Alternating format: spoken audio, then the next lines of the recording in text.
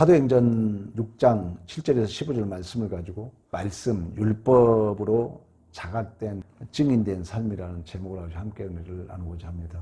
신앙생활이라는 것은 하루가 한 달이 되고 한 달이 1년이 되고 1년이 10년이 되는 것처럼 저는 초등학교 시절에 환경 미화를 하잖아요. 뒤에가 항상 오늘 할 일을 내일로 미루지 말자. 이 글이 뒤에 이렇게 쓰여져 있던 것이 지금도 기억이 납니다. 우리의 신앙생활도 그날 우리가 감당해 가야지 모아놨다가 다음에 한꺼번에 할 날이 오지 않는다는 것입니다. 그런 의미에서 우리가 오늘 또 함께 말씀을 듣는 것은 특별한 하나님의 은혜인 줄로 믿습니다. 1절에 보면은 하나님의 말씀이 점점 왕성하여 예루살렘에 있는 제자의 수가 더 심히 많아졌다 그럽니다. 제자라는 것은 헬라어로 마데데스, 생도, 학생, 배우기를 힘쓰는 자, 수습생 이런 뜻을 가지고 있습니다. 그리고 이 배움의 내용은 하나님께서 우리 아버지 되심과 우리는 그의 자녀됨에 대한 비밀이라는 거예요. 우리 성경을 비밀이라는 이유는 누구나 알 수 없는 거잖아요. 고린도 교회를 향하여 사도 바울이 사람의 눈으로 볼 수 없는 것, 귀로 들을 수 없는 것, 마음으로 생각할 수 없는 것, 오직 성령께서 너에게 보이셨냐고 말씀했던 것처럼. 그래서 성경을 우리가 계시라고 그랬습니다. 하나님이 열어서 보여준 비밀이라는 거예요.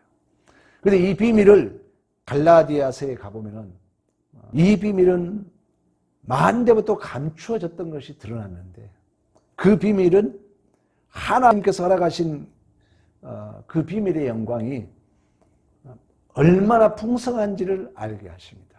그리고 이 비밀은 너희 안에 계신 그리스도니 곧 영광과 소망이다 이런 얘기예요. 그러니까 비밀은 하나님의 그 우리를 향한 크신 사랑과 은혜인데 이것이 감춰졌잖아요. 근데 예수를 통하여 우리에게 확증하신 줄로 믿습니다. 예수를 통하여 우리에게 보여준 거예요. 그래서 예수 자신이 비밀이란다. 그래서 우리가 하나님을 알지 못한 자, 신자가 아니면 예수를 모르잖아요. 그래서 칼빈은 모든 구속의 경륜과 영광과 승리와 창조와 모든 것을 예수 그리스도에게 담아 놓으셨고 그 예수와 우리가 묶는 역할이 바로 성령이 띠 역할을 한다고 말씀했던 것처럼 우리가 제자로서 배우는 하나님 나라의 비밀의 내용은 우리가 언약의 내용이라고 말할 수 있는 예수 그리스도를 근거하여 하나님의 은혜의 크심을 알고 또 그 역설은 우리의 자금을 알게 되는 줄로 믿습니다. 그래서 결국 참된 제자의 훈련이라는 것은 하나님의 은혜가 없으면 우리는 좋은 것을 가지고도 죄만 짓고 사는 존재라는 것이 폭로당하며 항상 주님 나 좀 도와주세요. 이걸 배우게 된다는 거예요. 제자의 삶이라는 것은 그 비밀을 아는데 그 비밀이 예수를 통하여 확증되었고 그 예수의 오심은 하나님의 크신 은혜를 아는 것과 동시에 하나님의 은혜가 크다는 것은 나의 모자람, 나의 부족함, 나의 제됨. 그래서 여전히 주님 나 좀 도와주세요. 이런 것을 자각하며 이런 비밀을 알아가는 것이 제자로서의 삶, 성도로서의 삶인 줄로 믿습니다. 그래서 사도 바울이 내가 죄인 중에 괴수로 고백했던 것처럼 그러므로 설교를 듣는 자의 삶이라는 것은 말씀을 통하여 어느 학자는 그런 얘기를 했어요.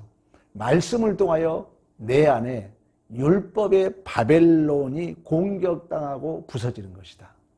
내 안에 율법의 바벨론은 뭡니까? 내 안에 이기심, 자존심, 탐욕, 힘의 원리 이러한 것이 말씀을 들음으로 말미암아 공격당한다는 거예요. 그래서 우리가 히브리서 여러분 잘 알고 있잖아요. 하나님의 말씀은 살아있어 활력이 있고 좌우에 날선 어떤 검보다 예리하여 혼과 영과 관절과 골수를 찔러 쪼개기까지 하며 마음과 생각과 뜻을 판단하며 그 앞에 나타나지 않음이 없고 우리는 결산 받으실 이의 눈앞에서 만물이 벌거벗은 것 같이 모든 것이 드러난 줄로 믿습니다. 그러므로 말씀을 듣는 진리의 영으로 세워진 교회라는 것은 오늘 스데반이 계속해서 성령 충만함을 얘기하고 성령으로 말함을 그들이 능히 당하지 못하다고 말씀하고 있는 것처럼 우리는 이미 지난주 성령 설교를 통해서 배웠고 또 금요 기도회 때마다 성령 설교를 통해서 또 우리가 사도행전의 위치가 어느 위치에 있다는 것은 우리 너무나도 잘 알고 있잖아요. 마태복음 28장 18절 20절 말씀, 내가 하늘과 땅의 권세를 내게 주노니 너희는 모든 족속 제자를 삼아 아버지와 아들과 성령의 이름으로 세례를 주고 내가 분부한 모든 것을 너희에게 가르치게 하라. 그리하면 세상 끝날까지 내가 항상 너희와 함께 하심이라. 그 함께 하심이라 실존이 바로 성령의 임재인 줄로 믿습니다. 그리고 누가복음에 예수 그리스도께서 죽으시고 고난당하시고 3일 만에 부활하시고 그 이름으로 우리가 제사함 받고 회개하는 일이 예루살렘으로부터 모든 족속에 이르기까지 기록되었을 때 너희가 이 일의 증인이다. 내가 아버지께서 약속한 것을 너희에게 부어주리니 하늘에서 능력을 덧입을 때까지 이 성에 머물라. 바로 그 하늘의 능력을 덧입는 바로 오순절 성령 강림이 바로 사도행전의 역사의 시작이라는 거예요. 교회 시대의 역사의 시작이라는 거예요. 그래서 우리는 말씀을 통해서 또 우리가 성령으로 덧입은 자로서의 그 세워진 교회는 건축자들이 버린 우리가 소위 돌이라고 그러잖아요. 예수. 마태복음에 나와 있는 것처럼. 이 예수가 우리 안에 뚫고 들어와서 우리 안에서 그 율법의 바벨탑을 무너뜨리는 그 역사 앞에 우리는 내 자존심이 때로는 상하고 내 안에 그 율법의 바벨탑이 깨지고 무너지는 아픔을 우리는 감당해야 될 줄로 믿습니다. 수없이 우리 안에 못남이 폭로되고 그 속에서 아파하고 울어야 돼요. 우리 눈물 많은 우리 집사님 맞는 거예요. 웃으면요 그 사람은 신앙생활 포기하는 사람이에요. 어떤 학자가 그런 얘기했어요. 우리는 고난을 내가 스스로 감당할 수 없기 때문에 비명을 지르고 울어야 된다. 그건 비명 지르고 울고 나서 우리에게 남는 게 뭐냐? 예수 닮아간다는 거예요. 예수 닮아가는 거예요. 그래서 예수 닮아가니까 이제 사도 바울이 내가 배고픔과 헐벗음과 굶주림과 모든 삶의 일체 비결을 배우느라고 말씀했던 것처럼 이제 그 예수 안에서 그 삶의 일체 비결을 배운 자로서 이제 내게 능력 주시자 모든 걸 살 수 있는 줄로 믿습니다. 이게 우리의 실력이죠. 우리의 능력이죠. 예수 믿고 가장 큰 복이 뭐냐? 내가 예수를 닮아가고 예수의 충만, 이제 신적인 그 성품이 내 안에 충만케 되는 줄로 믿습니다. 오늘 우리가 7절에도 말씀하고 있는 것처럼 하나님의 말씀이 점점 왕성하여 예루살렘에 있는 제자의 수가 더 심히 많아지고 허다한 제사장의 무리도 그 도에 복종하니라. 이제 말씀이 선포되니까 성령께서 역사함으로 말미암아 이 제사장들 무리도 그 말씀 앞에 무너지기 시작하는 거예요. 제사장은 누굽니까? 당시에 율법의 선생들 아닙니까? 우리도 마찬가지입니다. 우리도 말씀이 듣기 시작하면 성령이 내 안에 역사하면 우리 안에 나를 왕으로 섬기고 나의 자존심, 나의 이기심, 나의 탐욕을 전부로 여겼던 그 율법의 바벨탑이 서서히 무너짐으로 말미암아 욥이 고백했던 것처럼 말씀으로 들었던 그 하나님을 눈으로 보게 되며 이제 내가 모든 것을 거둬들이며 티끌과 제 가운데 있더라도 하나님 앞에 회개하겠노라고 고백이 될 줄로 믿습니다. 우리 모두는 율법주의자들이에요. 윤리도덕을 최고로 여겼잖아요. 윤리도덕은 뭡니까? 내가 스스로 의를 지킬 수 있다는 거예요. 근데 복음을 들으면은 그러한 자들이 서서히 내가 내 공적만 쌓던 내 또 남의 공적을 빼앗아서 내가 잘난 체 했던 이런 내가 하나님의 은혜를 부인하고 남의 공적을 도둑질했던 그 강도 같은 내 자신이 나 때문에 예수가 죽었노라고 우리는 고백이 되게 된 줄로 믿습니다. 예루살렘에서 내려다가 어떤 사람이 강도를 만납니다. 강도를 만났는데 제사장 그리고 레위인이 다 보고 지나가죠. 그때 어떤 사마리아인이 그 강도 만난다를 도와줍니다. 그 사마리아인은 엄밀히 말하면 멸시천대 받았던 예수 그리스도를 상징하는 거예요. 그러니까 이 강도 만난 그 자에게 은혜를 베푼 예수 그리스도. 그것이 십자가에서 그대로 드러나죠. 이제 예수님께서 십자가에 죽으실 때 두 강도가 나타나잖아요.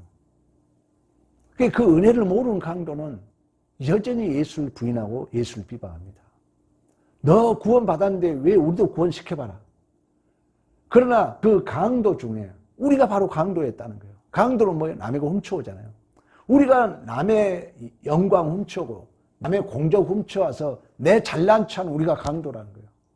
근데 이 강도가 예수의 십자가 앞에 서는 거예요. 그때 진실로 예수의 은혜를 안 자는 자기의 모든 공로가 차압당하죠. 그래서 예수님에게 예수여, 하얀 나라가 임할 때 나 좀 기억해달라. 이게 구원받은 자의 모습이라는 것입니다. 사도행전에 세워져가는 그 제자들의 모습, 성령을 통하여 사도행전에 세워져가는 교회의 모습은 이처럼 나의 그 예수의 은혜 앞에 나의 모든 공로가 차압당하며 오직 하나님의 은혜만이 필요한 존재라는 것이 자각되는 줄로 믿습니다. 이처럼 오순절 성령 강림 후에 이제 세워진 교회라는 것은 이제 오늘 여러분 8절부터 스데반 집사 얘기가 나오잖아요. 그러면 어떤 헌신과 봉사가 본질이 아니라, 여러분 스데반 집사가 봉사하다 죽지 않잖아요. 말씀 증거하잖아요. 스데반 집사가 지금 보여주고 있는 것은 오순절 성령 강림 후에 제자의 모습, 성도의 모습, 교회의 모습이 어떤 헌신과 봉사가 본질이라기보다도 그 말씀 안에서 자신이 죄악됨을 깨닫고 하나님의 은혜가 필요함을 자각한 자로서 우리는 말씀에 직인된 삶을 살아야 될 줄로 믿습니다. 누가복음에 그대로 성취된 거죠. 너희가 예수 그리스도의 죽으심과 부활과 그 이름으로 제사함 받고 회개하는 일, 이 일이 예루살렘에도 모든 족속에 이르기까지 기록되었을 때 이 일에 너희들이 증인이다. 내가 아버지께서 약속한 것을 너에게 부어주리니 하늘에서 능력을 덧입을 때까지 이 성에 머물러 있던 것처럼 이제 그 증인된 삶을 감당하기 위하여 하늘의 능력을 덧입었고 이제 성령 강림을 통하여 그 성령은 우리 안에서 예수 그리스도의 죽으심과 부활을 통하여 제사함 받고 구원받는 이 구속의 경륜을 우리 안에 신적 확증으로, 신적 보증으로 역사에 가신 줄로 믿습니다. 오늘날 참 교회의 모습이 그렇지 못한 것은 아쉬움이죠. 이제 교회가 물질 만능주의, 또 큰 것, 빨리빨리, 또 욕심, 소유의식, 이러한 것들이 이제 자연을 파괴하고 이 지구의 멸망을 독촉한다는 거예요. 그러니까 계속해서 우리는 이 탐욕에 젖어가지고 개발해야 되고 더 많은 것을 생산해야 되고, 그러나 우리 안에는 만족이 없고, 그러다 보니까 이 지구에서 생성된, 쉽게 말하면 그 에너지가 폭발력으로 말하면 히로시마의 원자탄 하루에 3개의 분량이 이게 지금 이렇게 에너지로, 열로 이렇게 올라온다는 거예요. 이걸 지구가 하루에 2%씩 이렇게 감당해 간다고 그래요. 그래서 이게 지금 계속 갈수록 지구 온도가 올라가는 거예요. 여러분, 우리 인체의 온도가 1도만 올라가면은 엄청나게 감당하기 힘들잖아요. 근데 지구 온도가 지금 10년 사이로 1도 이상 이렇게 서서히 올라가고 있는 거예요. 그리고 98%는 바다에서 그걸 지금 수용하고 있다는 거예요. 이 바다 온도가 올라가면 여러분 알잖아요. 태풍, 또 그 토네이도, 이런 것들이 그 해수 온도가 바람을 조절하거든요. 그와 더불어서 이제 해수 온도가 높아가니까 북극 남극에 이제 그 얼음들이 다 녹게 되면은, 학자는 그런 얘기 하더라고요. 수천 년 전에 그 사체들이, 동물 사체들이 지금 얼음이 덮고 있는데, 한간에는 이번 그 코로나도 그렇게 얘기하잖아요. 이 얼었던 그 세균, 바이러스들이 이제 지구를 공격해 온다는 거예요. 그러면 어떤 학자는 그런 얘기예요. 지구가 스스로 자기를 보호하는 거다. 왜? 우리 인간들이 너무 탐욕에, 욕심에 차가지고 이 지구를 못 살게 꾸니까, 은유적 표현이죠. 지구 역시 공격한다는 거예요, 인간을. 그래서 이 숨겨져 있던 바이러스들이 앞으로 어떤 바이러스가 나올지 모른다, 이렇게 전망을 하더라고요. 내가 뭐 부정적인 얘기를 하고자 하는 것이 아니라, 우리가 예수 믿는 자로서 그 말씀에 증인된 삶을 살지 못하고 세상적인 우리가 이 탐욕과 욕심에 살게 되면은 여전히 이 세상은, 그 종말의 징조들은 더 심하게 우리를 괴롭힐 수밖에 없음을 성경 우리에게 말씀해 주고 있다는 것입니다. 오늘 본문에도 한 해 드린 공회라는 건 그때 당시에 율법을 가장 열심히 지키고 또 제사장 바리새인들 서기관들이고 학식도 굉장히 높고 또 가장 큰 권력과 힘을 보유한 자들입니다. 그런데 그들이 하는 일이 뭡니까? 13절 여러분 보세요. 거짓 증인들을 세워서 이르되 이 사람이 거룩한 것과 율법을 거슬러 말하기를 마지 아니하였도다.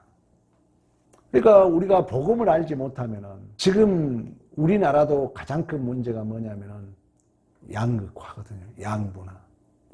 이념 논리, 진영 논리, 뭐 진보 보수, 또 이 가진 자와 못 가진 자, 많이 배운 자와 못 배운 자, 이게 다 힘에 올리고 다 율법주의예요. 공로 원리거든요. 그러니까 가진 자는 가질수록 더 그게 심해진다는 거예요. 탐욕의 끝이 없기 때문에.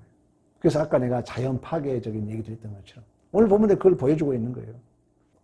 율법을 따지자면은 성경에 기록된 예수의 족보에 든 자들, 특히 율법을 얘기하자면 여러분 다윗, 이스라엘 백성들이 가장 우리나라로 말하면 이순신 같이 여기는 다윗 왕, 그 진설병을 먹었잖아요.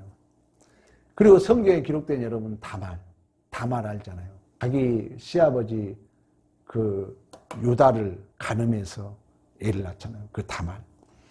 그리고 기생나, 그리고 이방 여인 룻, 그리고 우리아의 아내 밧세바, 그리고 요셉의 아내 마리아. 이들은 여성임에도 불구하고 어떻게 보면 마리아 같은 경우도 여러분들 어떻게 생각할지 모르겠지만 아직 그 혼인만 했지 동침을 하지 않았는데 임신했잖아요. 그러니까 인간적으로 보면 가늠한 여인이죠. 그런 자들이 예수의 족보에 포함되고 있다는 거예요.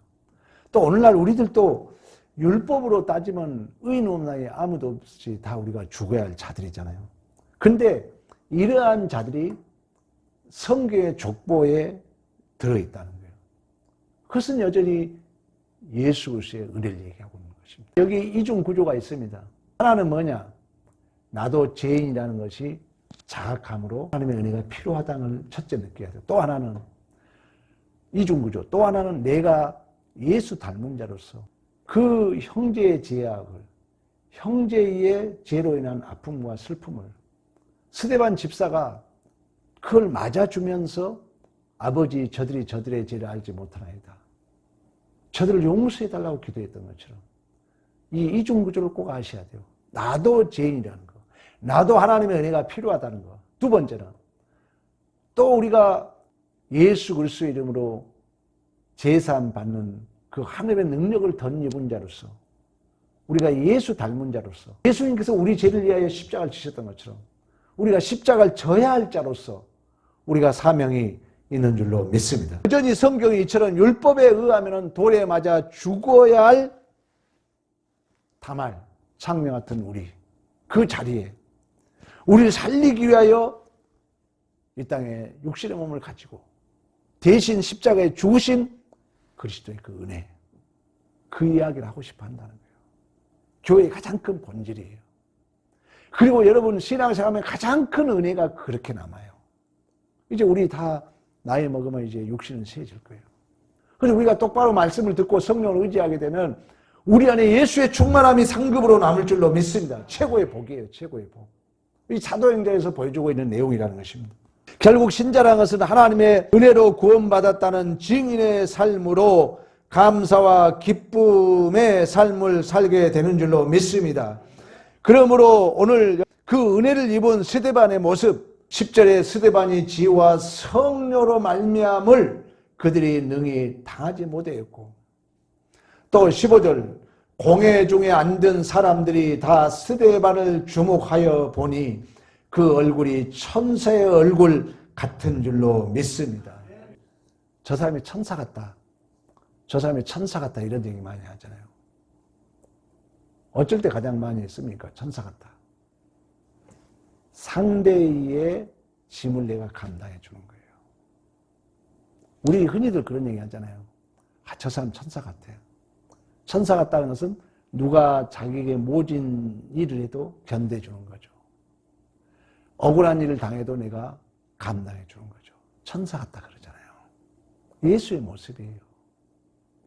오늘 스데반이 천사 같았다 이 말은 우리 예수님이 그 돌에 맞아 죽어가면서도 아버지 저들 용서해달라고 얘기했던 것처럼, 침뱉음을 당하면서도 아버지 저들을 용서해달라고 얘기했던 것처럼, 그 상대가 감당할 수 없는 부분, 상대가 나에게 돌을 던져도, 상대에게 억울한 일을 당해도, 상대에게 수치를 당하고 멸시를 당해도 그 상대를 미워하지 않았을 때, 상대의 짐을 내가 감당해 줬을 때 우리는 천사 같다 하는 줄로 믿습니다. 스데반이 그랬다는 거예요. 교회의 모습이라니, 교회의 모습. 교회의 모습이에요. 스데반이 보여주고 있는 모습입니다. 그러므로 신을 죽이려고 거짓 증인까지 음모하여 죽이려는 자들을 향하여 7장 2절에 보세요. 제사장들이 이르러 이것이 사실이냐. 이제 거짓 증인을 세워가지고 스데반을 죽이려고 서서히 지금 한마디로 신문에 오는 거예요. 본문의 내용이. 그때 2절 스데반이 이르되 여러분 부영들이여 들으소서. 자기를 죽이려 하는 자들을 향하여 형제들이여 들으소서. 참 그때 감정 가지지 않고 다정하게 복음을 증거합니다. 우리가 그렇게 해야 된다는 거예요. 아무리 상대가 나를 모함한다 할지라도 지금 서서히 거짓 증언 세가지고 이제 돌에 죽여요. 8장 7장 가면 그걸 스데반 알아요. 그럼에도 불구하고 부영들이요 내 말 들으소서 하면서 복음을 증거하는 것처럼 결국 복음을 통하여 예수를 믿는 자들은 예수 닮은 삶을 살게 된 줄로 믿습니다. 그래서 신자라는 것은 예수처럼 여러분도 누명을 쓰고 억울한 일을 당하고 욕을 먹고 또 예수처럼 멸시천대를 당할 수 있는 것입니다. 우리 집사님이 계속 이 교회에 누군가는 그걸 닦아줘야 되는 것처럼 여러분 가정에 쓰레기는 항상 나와요. 우리 몸이 아무리 좋은 것을 먹어도 항상 독소는 나와요. 그래서 독을 해독하는 간이 있고 신장이 그걸 걸러주고 이런 역할을 하는 것처럼 두 가지 꼭 기억해야 돼요.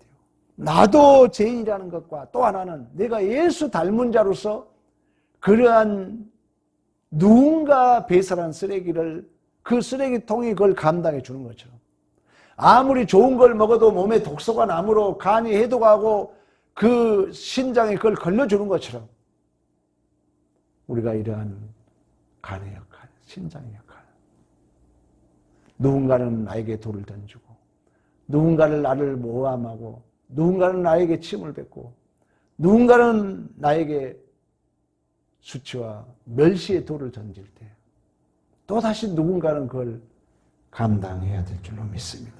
그때 구원의 역사가 일어나요. 내가 베너에게 자주 얘기하는 것처럼 베너가 친구와 배신함으로 계속 죽이려고 칼을 갈고 다니다가 그 예수의 모습을 봤을 때 예수의 그 말 한마디가 내 마음에 칼을 빼앗아갔다고 말씀했던 것처럼 이제 우리 누군가 교회 청소함으로 말미암아 우리가 깨끗한 환경을 누린 것처럼 인간관계 속에서도 누군가는 그 죄와 사망의 그 쓴 열매들을 우리 주님이 십자가의 상에서 감당했던 것처럼 바로 사도행전의 교회의 본질은 그러한 것들을 감당해 주어야 될 줄로 믿습니다. 그러므로 성실하게 신앙생활 우리가 하지만 왜 이런 모양이지? 이런 모습이 여러분 수없이 하나님 나라가 임할 때까지 우리는 자각하게 돼 있어요. 목사님 제가 잘못했습니다. 그 말은 또 역설은 뭐예요? 하나님 저 좀 도와주세요. 아주 바른 신앙생활이에요. 우리는 계속 말씀을 들으면 누구 탓할 수 없어요. 아이고 오늘 또 나는 왜 이 모양이지?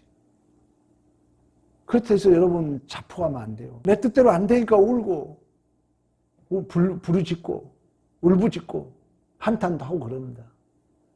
그래 그 역사는 또다시 우리는 내 성령께서 우리에게 생각나게 하시고 기억나게 하시고 성령이 결국 그 예수 그리스도의 모든 은혜와 영광을 우리와 묶는 띠 역할을 하는 게 성령을 말씀했던 것처럼 또다시 그 성령을 우리가 예수를 바라보게 만들게 하시며 또다시 예수를 바라볼 때 우리의 또 다른 못남이 나 홀로 감당하지 못할 죄와 사망의 짐들이 그 예수로 말미암아 자유와 평안을 누리게 된 줄로 믿습니다.